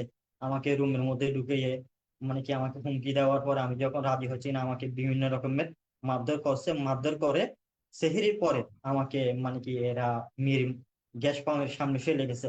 তখন আমি কথা টথা বলতে পারতেছি না। যখন আমার পরিবারকে খবর পাই, আমার টাচ মোবাইলটা নিয়ে ফেলছে, আমার ছোট একটা মোবাইল আছে। আমি বলতেছি আমাকে এমন একটা জায়গায় এরা ফেলে গেছে, আমি জায়গাটা চিনতেছি না। তখন আমার পরিবারে আমার লোকেশন ট্যাগ করে এসে এরা আমাকে নিয়ে যায়, উদ্ধার করে। তো আমি যখন ওইটা বিএনপির সন্ত্রাসীরা আমাকে এরকম এরকম অপহরণ করছে, ওইরকম যখন বলছে, আমার পরিবারে বিএনপি নেতা কর্মীরা গিয়ে বলতেছে তোমার ছেলে মানে এরকম স্ট্যাটাস দিছে, এগুলো যদি ডিলিট না করে তাহলে তোমাদেরকে কি সমস্যা হবে। তো আমার আম্মুরা বলতেছে আমার ছেলেকে এরা কিডন্যাপ করে নিয়ে গেছে, আমার ছেলের টাকা পয়সা নিয়ে ফেলছে, তাহলে আবার কি আমাদেরকে হুমকি দিচ্ছেন? আচ্ছা ঠিক আছে, যখন আমাদের এখন এই পরিস্থিতি যখন খারাপ, ঠিক আছে বাবা তোমরা যেরকম বলতেছো আমরা এরকমই করবো। কত থেকে যাওয়ার পর কিছুদিন পর মানে আমরা একটা মিছিল করি, মিছিল করার পরে মানে আমরা চলে আসার পরে সন্ধ্যা হয়েছে আমি বাড়িতে যাইতে চাইছিলাম। তখন নাকি এখানে বিএনপি লোকজন গেছে আমার মানে মিছিলের ভিডিও ভাই। তখন আমাকে মানে আমার আম্মু বলছে বাবা এখানে আসিস না, এরকম এখানে তোমাকে ফেলে সবাই মেরে ফেলবে। আচ্ছা আমার আর যাওয়া হয় না। এরপরে রাতে ঠিক 12:30 হয়েছে, 12:30 পরে তখন আমার ছোট ভাই ফোন দিয়ে বলতেছে ভাইয়া এরকম এখানে এরকম পুলিশ আছে, মানে আমাদের এলাকার চৌকিদারকে নিয়ে আছে। চৌকিদার বলতেছে কোনো কিছু হবে না, ওসি সাহেব মানে কি তোমার পরিবারের সাথে কথা বলবে। তো যখন কথা বলবে কোনো সমস্যা হবে না, আমি আছি। আমি আসার পরে বলছে আপনার ছেলে দেলোয়ার হোসেন রুবেল কোথায়? ও আমার আম্মু বলছে উনি তো অনেকদিন পর্যন্ত আমাদের সাথে যোগাযোগ নেই, উনি ঘরে বাড়ি আসে না। ওদের নিষিদ্ধ দলের মিছিল মিটিং করে, নিষিদ্ধ দলের প্রচারণা করে, তাহলে তোমরা খবর জানো না এরকম বলে। মানে কি আমার আম্মুকে সাথে সাথে বলতেছে আপনাকে থানায় যাইতে হবে, থানায় গিয়ে আপনি কালকে সকালে চলে আসতে পারবেন। তো আমার মানে কি বোনেরা প্রথম যাইতে চাইনি। তখন আমার বোনে মোবাইল নিয়ে ঘুরে ভিডিও করছে, ভিডিও করার সাথে সাথে ওসি বলতেছে এখানে তোমরা ভিডিও কেন করতেছো? বলতেছ আমরা আপনাদেরকে চিনি না জানি না, আমরা সেই জন্য ভিডিও করতেছি। তো আরেকজন বলতেছে আচ্ছা ভিডিও করার সমস্যা নেই। তারপর আমার বোনকে বলছে ভিডিও করি না, ভিডিও বন্ধ করে দাও। আমার বোন আর ভিডিওটা করে না। যখন ওই ভিডিওটা আমরা ফেসবুকে ছাড়ছি মানে আমাদের পরিবারের উপর এরকম নির্যাতন, ওগুলো নিয়ে মানে কি এরা আমাদেরকে বিভিন্ন রকমের হুমকি দিচ্ছে, তখন আমি আমার পরিবারকে মানে কি একটা বাসা ঠিক করি, বাসায় নিয়ে আসি। আসার পর অনেকদিন মানে আমরা বাসায় ছিলাম। যখন এই বছরে আমরা রমজান ওই ঈদুল আজহা কোরবানির সময় মানে কি আব্বু বলতেছে আমরা বাসায় যাইতে হবে, আমরা ছোটখাটো করে আমরা একটা কোরবানি দিব। তো আমি বলছি আচ্ছা যাক, আব্বু বলছে এখন নাকি কোরবানি দিন, এখন আশা করি কোনো সমস্যা হবে না, যাক আল্লাহ বর্ষে আমরা বাড়িতে যাই। তখন সবাই মিলে মানে আমাদের পরিবার সবাই মিলে বাড়িতে যায় কোরবানিতে। আমি কোরবানির দিন আমি বাড়িতে গেছিলাম সকালবেলা, সন্ধ্যার সময় আমি বাড়ি থেকে চলে আসি। চলে আসার পরে আমরা আর বাড়িতে যাওয়া হয় না। তারপর আমাকে মোজাম্মেল হক রিটন ভাই কল দিছে, আর রাসেল ভাইও কল দিছে। আমাদের একটা গ্রুপ আছে, গ্রুপে আমি তিনজন কথা বলতেছি, রাসেল ভাই, মিজান ভাই আর আমাদের মোজাম্মেল হক রিটন, পটিয়া উপজেলা যুবলীগ নেতা। তো বলছে আমরা কালকে সকালবেলা আমাদের একটা প্রোগ্রাম করার জন্য আমরা ডিসিশন নিচ্ছি। তো আমি বলছি আচ্ছা ভাইয়া ঠিক আছে, আমি এখন মানে যেমন জায়গায় আছি এখানে আমার কথা বলার সুবিধা হবে না। আমি একটা কাজ করি, আমি আপনাকে, আমার আম্মু নাকি অসুস্থ, আমি একটু করে গিয়ে আমার আম্মুকে দেখে আসবো। তো রিটার্ন ভাই আমাকে বাড়িতে যাওয়ার জন্য নিষেধ করছে। আমি বলতেছি ভাইয়া আমি আম্মুকে দেখে সাথে সাথে আমি চলে আসবো। তো আমি একটা তখন দোকান চাকরি করতেছি। তো চাকরি করার পরে ওই দোকানটা থেকে আমি বের হয়ে মানে কি আমার আম্মুকে দেখতে যাচ্ছি। দেখতে যাওয়ার সময় আমি একটা সিএনজিটা আমাদের বাজারের পাশে গিয়ে ওনার গ্যাস পড়ে গেছে। তো উনি বলছে ভাইয়া আপনি কষ্ট করে একটা অটো নেন, না হলে আপনি বেশি দূরে নেই, অল্প জায়গা হয়তো আমি হেঁটে চলে যেতে পারবো। আমি বলছি আচ্ছা ঠিক আছে আমার ভাড়াটা তাহলে নিয়ে নেন। তারপর আমি যখন রাস্তা দিয়ে হেঁটে একটু মানে বাসার কাছাকাছি মোটামুটি চলে আসি, আর 4 মিনিট মতো হাঁটলে আমি আমার বাসায় ঢুকতে পারবো। তখন আউটসাইড থেকে বিএনপি জামাতের সন্ত্রাসীরা বের হয়ে আমাকে বলছে দাঁড়া। তারা বলছে আমি এরকম পেছন দিকে মানে পেয়েছি। প্রথমে একজন এসে আমাকে সাথে সাথে এখানে কূপ দিয়ে ফেলছে, কূপ যখন দিয়ে ফেলছে মানে কি আমি অবাক হয়ে এরকম নিজের দিকে তাকিয়ে রয়েছি। তাকিয়ে থাকার পরে আমি মানে কি আরেকটা যখন মারছে আমি এরকম মানে আমার মাথায় হাত দিয়ে ফেলছি। হাত দেওয়ার পর আরেকজন এসে মারি দিছে আমার এখানে কূপ, এখানে যখন কূপ মেরে দিছে তখন আমি আর কিছু করতে পারিনি, শুধু আমি এইভাবে হাত দিয়ে তাকাই রয়েছি। আরেকজন এসে আমাকে এইভাবে এখানে এই জায়গাটায় খুব মেরে দিছে। খুব মেরে দেওয়ার পরে মানে কি আমি যখন মানে এরকম চিৎকারাচ্ছি তখন আমাকে আরেকজন এসে আমার মানে কি পা বাড়ি মারি দিছে। বাড়ি যখন মেরে দিছে আমি ডলে পড়ে গেছি। ডলে পড়ে যাওয়ার পরে এরা আমাকে এলেপাতাড়ি কেউ রাখি দিয়ে বার করছে, মানে কি কেউ আমাকে মুততেছে। তখন আমি বলতেছে আমাকে একটু পানি খাবো, আমাকে একটু পানি খাবো, আমার গালবারে রাতি দিয়ে বলতেছে মরে যা। তখন আমি ইস, আর কিছু বলতে পারতেছি না, আমি তখন মানে কি কথা বলবো যে আমার অতটুকু শক্তিটা ছিল না। তখন মানে আমাকে মানে এরা রাস্তার পাশ দিয়ে ঠেলে ফেলে দিচ্ছে যে আমার ওইটা শরম পড়ছে। তখন এলাকার চলাচল মানুষ যখন মানে এরকম রাস্তা দিয়ে ওই টিপ মারছে, তখন দেখতেছে রক্ত রক্ত, যখন দেখছে মানে কি এরা প্রচুর পরিমাণ রক্ত দেখার পরে এরা আউটসাইডে দেখতেছে মানে কি আমাকে ফেলে দিছে। উনি আমাকে ভয়ে ধরে নাই, তখন মানে কি চিৎকাচ্ছে এলাকাবাসীকে, তারপর তাড়াতাড়ি আমার পরিবারে গিয়ে খবর দেয়। খবর দেওয়ার পরে সবাই মিলে আমাকে মেডিকেল নিয়ে যায়। মেডিকেল নিয়ে যাওয়ার পরে আমাদের পটিয়া একটা ওই সরকারি মেডিকেল আছে, ওইখানে নিয়ে যায়। ওইখানে নিয়ে যাওয়ার পর আমার মানে কি কন্ডিশন দেখে এরা আমাকে জব দিয়ে দিছে। জব দিয়ে দেওয়ার পর আমার মানে কি এরা একটা অ্যাম্বুলেন্স ঠিক করছে, অ্যাম্বুলেন্স ঠিক করে আমাকে চট্টগ্রাম হাসপাতালে নিয়ে যায়। ওইখানে নিয়ে যাওয়ার পর আমার মাথায় এরা সেলাই করছে, সেলাই করে মানে কি এরা তো বলতেছে তাড়াতাড়ি গুরুতর একে আইসিইউ তো ভর্তি করার দরকার। এখানে আমাদের পক্ষে সম্ভব হচ্ছে না, এখানে আমাদের এখানে আইসিইউ নেই। তো এই আমার মানে কি সবাই আমাকে আইসিইউতে ভর্তি করে, ভর্তি করার পর আমি আর কিছু জানতে পারি না। তখন আমাকে যখন মানে ওই আমার মাথায় একটা অপারেশন করছে, অপারেশন করে আমার এখানে এই জায়গায় মাথায় হাঁডি ওইটা আমার ড্রেসিং করছে, ওইটাই মানে এই জায়গায় রেখা থাকে, হাঁডি নেই। মানে ওই ড্রেসিং করে আমাকে 3 দিন পর পর মানে এই জায়গায় একটা রেখা থাকে, আমি ওইটা দেখাইতে পারতেছি না। তো আমার হাড্ডিটা অপারেশন করে নিয়ে বলছে মানে কি এই সময় রাখবে, মানে কি আমাদের হাড্ডিটা লাগানো। তো এই গত 22 তারিখে আমার হাড্ডি লাগানোর ডেট দিছে, মানে অপারেশনের ডেট দিছে। তারপর আমি যখন মানে আইসিইউতে মানে আমার কাছে, তখন মানে কি আমাকে সবাই সান্ত্বনা দিচ্ছে। সান্ত্বনা দেওয়ার পর আমি যখন একটু মোটামুটি আমার কন্ডিশন ভালো হতেছে, আমাকে কেবিনে দিছে। কেবিনে দেওয়ার পর আমি যখন আমার পরিবারের সবাইকে খুঁজতেছি, তখন আমি জানতে পারলাম আমাকে মানে কি হামলা করার পরে এরা উল্লাস করছে, উল্লাস করে আমাদের মানে কি যখন মানে আমাদের পরিবারের সবাই আমাকে নিয়ে হাসপাতালে চলে যায়, তখন রাতে আমার বাবার কিছু গরু ছাগল ছিল, ওগুলো সব এরা সবাই লুট করে নিয়ে যায়।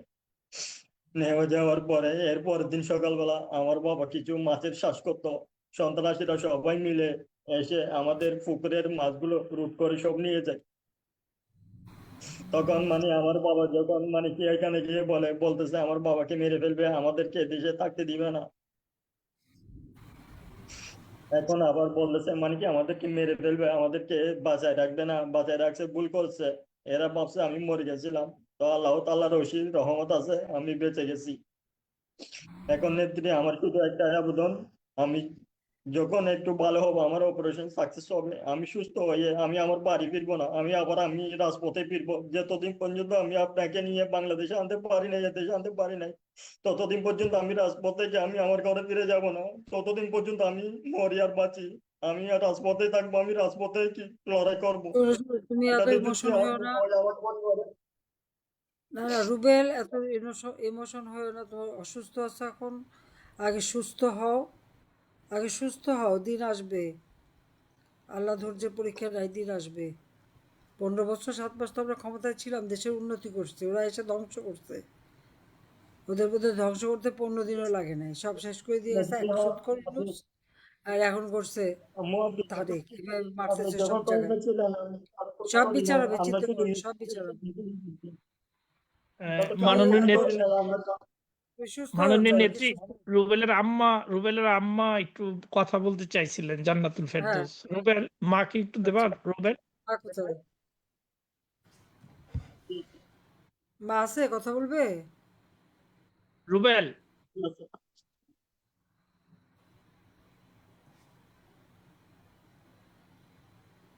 আসসালামু আলাইকুম। ওয়ালাইকুম আসসালাম।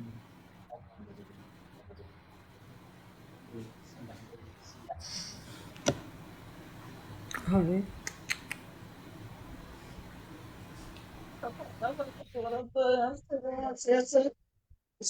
ছেলে বলছে বলছে বেরো সমস্যা বলছে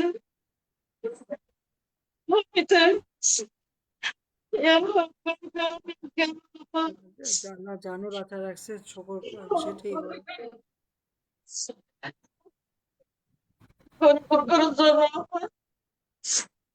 বহুত কষ্ট করে মানুষদেরকে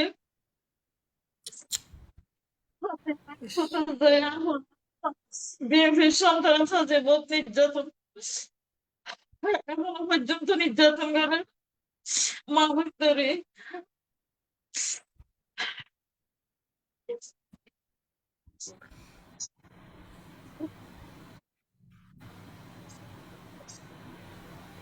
আপনি ধৈর্য ধরেন, কান্দেন না। ওরা জানে ফেরত পাইছেন, ও সুস্থ হয়ে উঠুক, সুস্থ হয়ে উঠবে।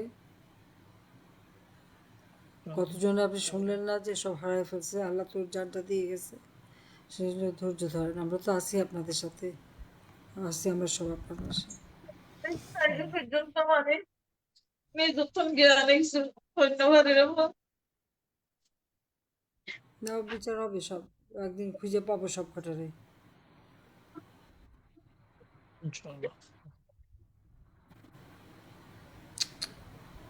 কি করবো বুঝতেছি না, লোক এত আসসালামু কষ্ট আলাইকুম দিচ্ছে। হ্যাঁ বলো। ম্যাম, আমি ওই লেভেলের ছোট ভাই বলতেছি ম্যাম। আচ্ছা, ম্যাম, আমার ভাই নাম- আওয়ামী লীগ করার অপরাধে 5 আগস্টের পর থেকে আমাদের বাড়ি ঘরে যাইতে পারে নাই, এখনো পর্যন্ত যাইতে পারে নাই। উনি এই যে গত কুরবানের সময় আমরা সবাই ওনাকে জোর করছি, জোর করাতে উনি আমাদের বাড়িতে গেছে। উনি আমাদের বাড়িতে যাওয়ার পর ওনাকে আমরা ঘর থেকে বের হইতে দিই নাই, না দেওয়াতে উনি বের হতে পারে নাই। একদিন বের হচ্ছে, ওই লিটন ভাই তারা বলতেছে নাকি একটা মিটিং করবে, তো এখানে যাবে, ওইখানে যাওয়ার জন্য বের হয়েছিল। আবার কি করছে, ভাইকে আমি কল দিছি, ভাই আমার থেকে বেশি খারাপ লাগতেছে, তুই বাসায় চলে যাইস না। তো আমার ভাই কি করছে, বাসায় চলে আসতেছে। এমন টাইমে কি আমার ভাইকে মানে বাড়ির পাশাপাশি, বেশি দূর না, এই বাড়ির পাশাপাশি চলে আসে। চলে আসাতে কি বিএনপি সন্ত্রাসীরা সাথে আমার ভাইকে হামলা করে। হামলা করা অবস্থায় আমরা জানতে পারি না, আমাদেরকে এলাকাবাসী খবর দিয়ে, খবর দিলে আমরা এগিয়ে আসি। এগিয়ে আসার পরে আমার আম্মুটাকেও হামলা করছে এবং আমার বোনেরটাকেও কোবাইছে ওইখানের মধ্যে। দেখেন ম্যাম আমার ভাইয়ের কি অবস্থা করছে, আপনি দেখেন, বাবা, দেখেন আমার ভাইয়ের কি অবস্থা করছে, এগুলো দেখেন, এটা মাথায় কোবাইছে। এটা কোন জায়গাটায়, কোথায়, কোন এলাকা? এটা এটা হচ্ছে ম্যাম ওই পটিয়া 12 বিএনপির পুটিয়া এনামুল 12। হক এনামের এলাকা। পটিয়া 12 বিএনপির এনামুল হক এনামের এলাকা। আমার ভাইকে লকটাকটা অবস্থা পেলে চলে গেছে ওরা, দেখেন ম্যাম হুম, কি অবস্থা করছে আমার ভাইকে, দেখছেন? হ্যাঁ দেখছি, আর দেখাও না। দেখেন আপনি। তো আমার ভাইকে অবশ্যই মেডিকেল নিয়ে গেছে, জবাব দিয়ে দিছিল, কিন্তু আমরা আমার ভাইকে মানে বাঁচানোর অবস্থা ছিল না, আমার ভাইকে বাঁচাইতে পারতাম না। হয়তো ওই আমাদের পটিয়া একটা মেডিকেল ছিল, ওই মেডিকেলে নিয়ে গেছে, হ্যাঁ নিয়ে যাওয়া তো ওইখানে জবাব দিছে, এবং ওই সিটিং মেডিকেল নিয়েছে আমরা, সিটিং মেডিকেল আমার ভাইকে জবাব দিয়ে দিছে। পরে আমরা এখান থেকে ট্রিটমেন্ট হাসপাতালে নিয়ে আমার ভাইকে ট্রিটমেন্ট করাইছে, অপারেশন করাইছে, অপারেশন এখনো সাকসেসফুল হয় নাই। না হওয়াতে ঘটনাটা রাত ওই 6 তারিখ, জুনের 6 তারিখ রাত 10টায় ঘটনা। এটা ঘটানোর পর আমরা কি করছি, সবাই তো মেডিকেলে ছিলাম, এখানে আমাদের গরু ছাগল ছিল, 3টা গরু ছিল, ওই একটা ছাগল ছিল আর একটা গরুর বাচ্চা ছিল। ওরা এগুলা নিয়ে গেছে, এগুলা নিয়ে যাওয়ার পরে আমরা ওই আমার আব্বু বাড়িতে গেছে, বাড়িতে গিয়ে আমার আব্বু একটু মানে চিল্লাচিল্লি করছে, চিল্লাচিল্লি করার পরে রাতে এসে আমাদের একটা পুকুর ছিল, পুকুরের মাছগুলা সহ নিয়ে গেছে এরা। পরে আমরা কেউ বাড়িতে যাইতে পারি না, আমরা একটা থানায় অভিযোগ করছিলাম ওদের নামে, কিন্তু থানাতে কোনো অভিযোগ নিতেছে না। ওরা বলতেছে যে ও ছাত্রলীগ করে, সে অপরাধে কি ওকে মারছে, কিন্তু থানায় মানা করে দিছে কোনো মামলা নেওয়ার জন্য।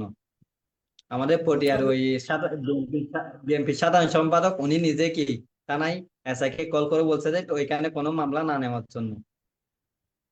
হুম, আমরা এখনো কোনো মামলাও করতে পারি না, কিছু করতে পারি না ম্যাডাম। আসবে, দিন আসবে, মামলাও হবে, বিচার হবে। জি ম্যাডাম, এটা আমরা যে আমার ভাইয়ের হামলাকারীদের বিচার চাই। আপনি তো অবশ্যই বাংলাদেশে একদিন না একদিন আসবেন, কিন্তু এই বিচারটা আমরা চাই আপনার কাছে, এই বিচারটা অবশ্যই আপনি করবেন।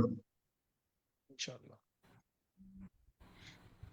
জি ম্যাম, আসসালামু আলাইকুম। আমি আমাদের এখানের এমপি হচ্ছে, এখন বর্তমান এমপি হচ্ছে আপনার এই বিএনপির এনামুল হক।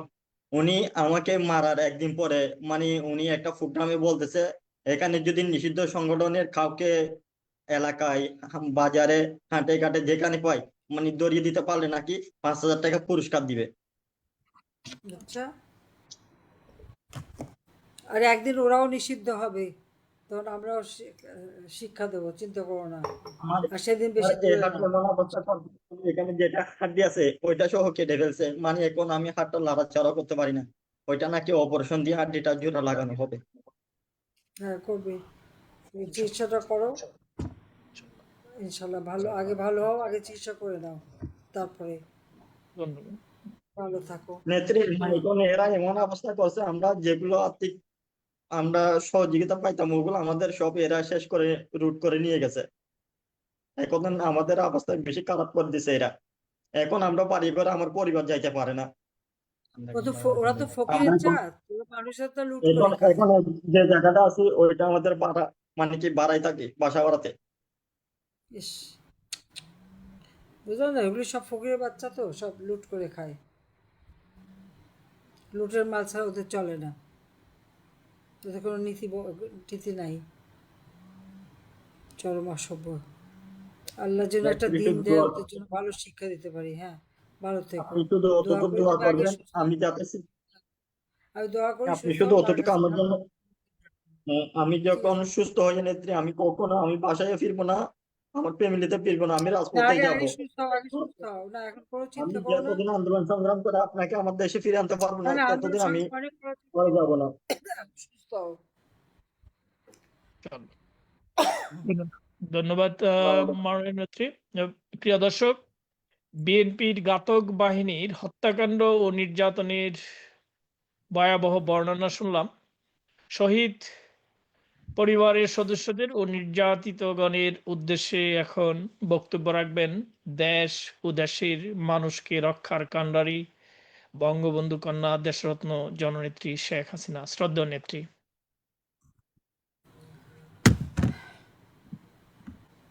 বিসমিল্লাহির রহমানির রহিম। আজকে এই দায় মুক্তি অনুষ্ঠানে আমাদের বিভিন্ন যে নেতারা নির্যাতিত এবং যাদেরকে নির্মমভাবে হত্যা করেছে সেই শহীদ পরিবারের সাথে কথা বললাম। মানে এমনভাবে অত্যাচার নির্যাতন যে কাহিনী শুনে চোখের পানি রাখা যায় না। সেই সন্তানহারা মায়ের কান্না, স্বামীহারা স্ত্রী, পিতাহারা ছেলে মেয়ে, ভাইহারা বোন, এদের কান্নায় বাংলাদেশের আকাশ বাতাস আজকে ভারী। আমি তাদের কষ্ট বুঝি, ব্যথা বুঝি, কারণ আমি নিজেও একজন সর্বহারা, বাপ মা ভাই সবই একদিন হারিয়েছিলাম। কিভাবে নির্যাতন করেছে বিএনপি জামাত, সেটা ভাষায় বর্ণনা করা যায় না। আজকে মেরে নদীতে ফেলে দিয়েছে। এই লাশটা হয়তো খুঁজে পাওয়া গেছে, কিন্তু এরকম আরও শত শত আওয়ামী লীগ নেতাকর্মী, তাদের লাশ ওরা মেরে গুম করেছে এবং পানিতে ফেলে নদীতে ভাসিয়ে দিয়েছে। যে কারণে আজকে নদীতে, পুকুরে, খালে, জঙ্গলে শুধু লাশ আর লাশ। বাংলাদেশে বোধহয় এখন মাছের পরিবর্তে লাশই পাওয়া যায় নদীতে। এটাই হয়ে গেছে বিএনপি আর ওই বিশ্ববাটপার ইউনূস আর বিএনপি, এই ইউনূস তারেকের আমলটাই হচ্ছে এই অবস্থা। আমি জানি না আমি কি বলে সান্ত্বনা দেব। খালি এটুকু বলতে পারি যে আমিও একজন আপনাদের মতো সর্বহারা। তারপরে সেই কষ্ট ব্যথা বুকে নিয়ে বাংলাদেশের মানুষের পাশে দাঁড়িয়েছি, তাদের জন্য কাজ করেছি।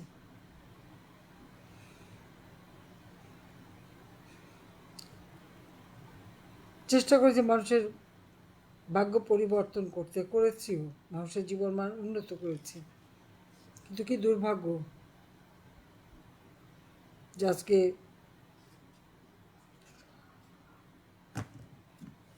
একটা উন্নত দেশ সেই দেশটাকে সম্পূর্ণভাবে ধ্বংস করে দিল। যে সোহেল রানা সিরাজগঞ্জে বোনের বাড়িতে রওনা হয়, পথে হারিয়ে যায়, নদীতে ফেলে দেয় মেরে, বেওয়ারিশ লাশ হিসেবে পুলিশ পায়। তারপর বোন, মা যে শনাক্ত করে,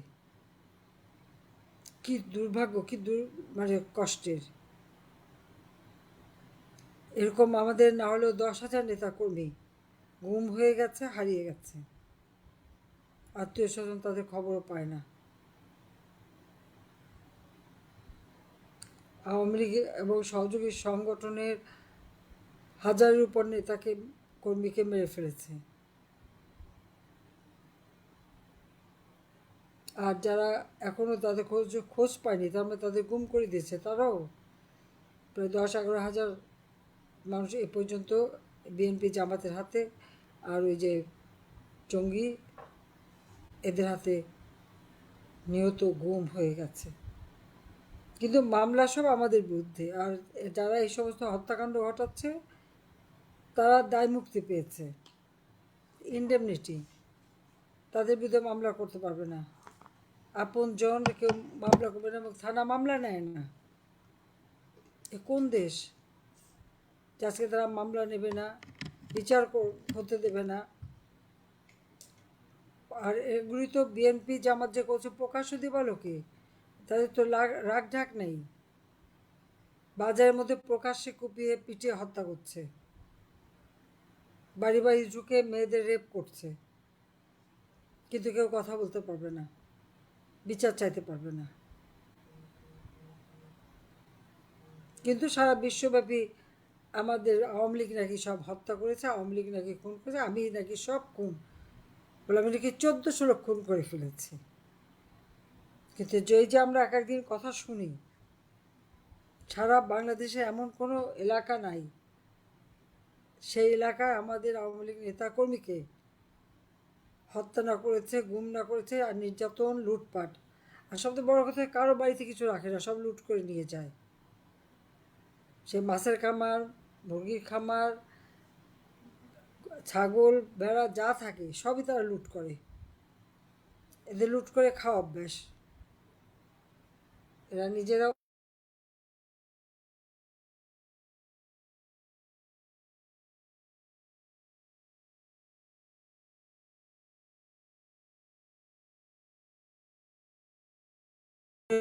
হবে।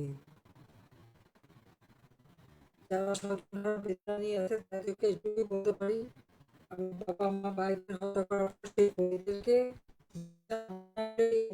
করেছিল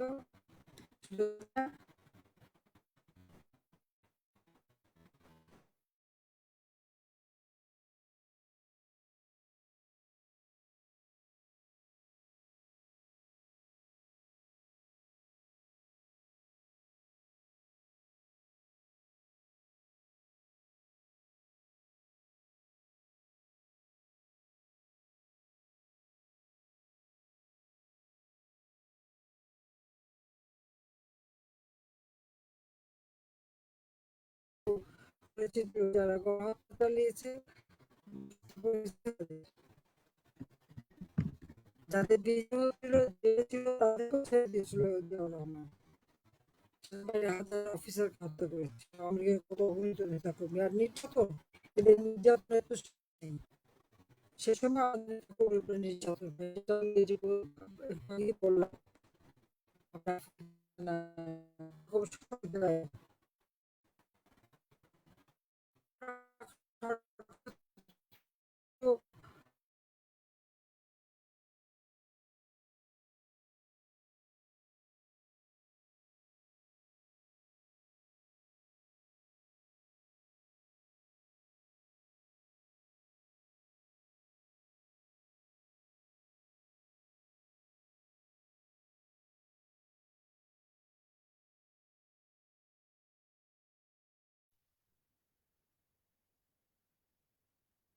মাননীয় নেত্রী, আপনার কথা বোঝা যাচ্ছে না, শুনতে পাচ্ছি না আমরা।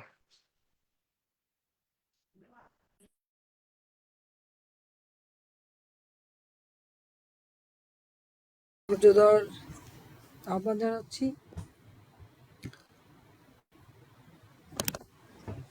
সবাই ভালো থাকেন, সুস্থ থাকেন, খোদা হাফেজ, জয় বাংলা, জয় বঙ্গবন্ধু। শ্রদ্ধা নেত্রী, আপনাকে অসংখ্য ধন্যবাদ। প্রিয় দর্শক, আপনাদেরকেও ধন্যবাদ। আবার দেখা হবে আগামী পর্বে আগামী শনিবার। জয় বাংলা, জয় বঙ্গবন্ধু, বাংলাদেশ চিরজীবী হোক।